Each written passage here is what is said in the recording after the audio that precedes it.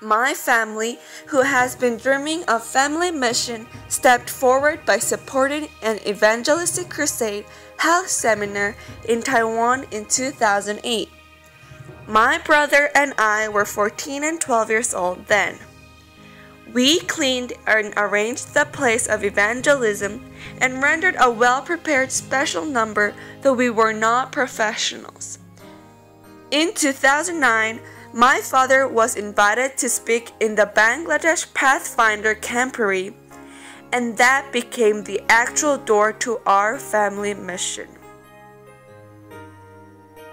The programs my family offered were music concerts, taekwondo class by my brother, origami art by myself, and music class by my mom, which were well combined with the enthusiastic sermon of my father. The family mission and mission trip became well organized as the years passed. In 2010, we were honored to be interviewed by a local broadcasting station which reported our activities in Mizoram, India. In 2011, 10 volunteers joined our family mission trip to Kenya to support the Kirikau Community School for the Maasai tribe. Just to eat a humble lunch, the students come to school by walking 10 kilometers through the wild. Though they study in small, dark classrooms without light and textbooks, though they use the painted concrete wall as their blackboards, though they write with an empty pen by shaking and chewing it, the Bible verses they memorize had an incomparable power. Their big eyes twinkled more beautifully than any other jewels. The Bible school, music concert, photo exhibition, mini Olympic, and the cultural night we did on our second Bangladesh mission trip was worthwhile and tied up. This mission trip was composed of 15 members from different religions such as Buddhism, atheism, and different Christians.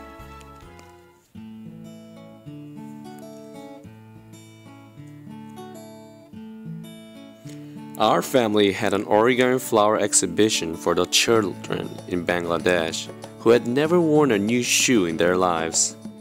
Also, a violin concert and a photo exhibition to help in the construction of the school for the Maasai tribe kids in Kirikau, Kenya. Although my sister and I were not professionals, we did our best to prepare and glorify God.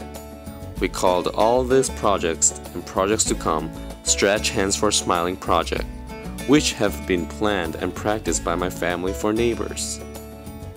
In 2013, Stretch Hands for Smiling was established and finally accredited as a foundation by the Philippines government.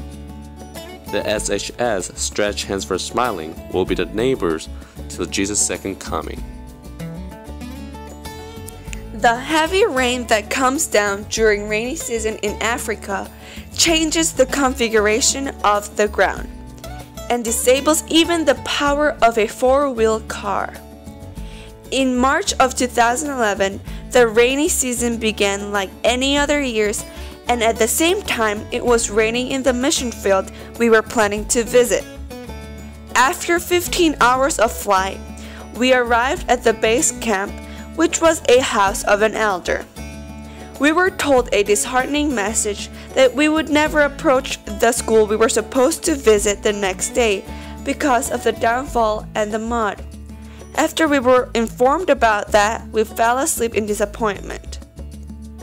But it was wonderful that it was unexpectedly fine the next morning, and we found that God dried the muddy ground all night and gave us the unprecedented sunny days till we finished our mission activities. One day in 2009, we arrived late at the airport because of a heavy traffic jam. The check-in desk for our flight was closed already, so we appealed to them to open the check-in desk for us. And after a few seconds in our relief, The check-in officials accommodated not only us, but also our overweight luggages. Then the airline officials rushed with us into the gate, sending messages to the flight asking to await us. At the moment when we finally boarded on the plane, all the passengers were staring at us with ridicule, and we blushed much. Right after that moment, an announcement was made that the flight will be waiting for 20 minutes more for another passenger who did not board after check-in.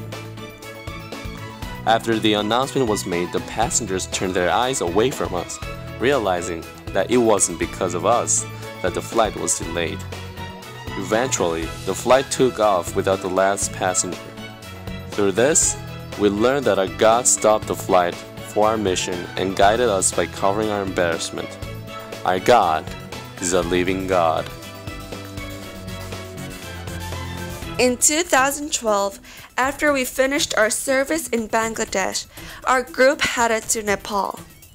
We decided to take the plane tour around Mount Everest and the Himalayan range.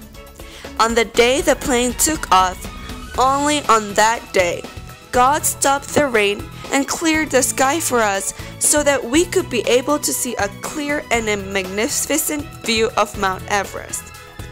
Every year, we experience the living God and His guidance in every mission field. We've learned the following things through our family mission trips, which aims mission and benevolence. Giving itself was happiness.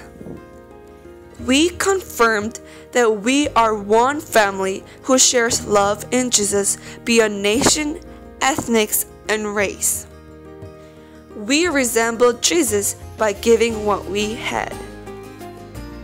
We experienced miracles that were performed by God. We received uncountable blessings by giving, especially the unity in the family. We came to evangelize others by giving. God used our talents, which were ordinary, by adding His power like Moses' cane as we dedicated it to God. We have the eyes to see our mission around the world. I appeal to you to turn your eyes to that mission and to those who are extremely poor and cannot improve their predestined doom without exterior help. Please pray and move your hands and feet.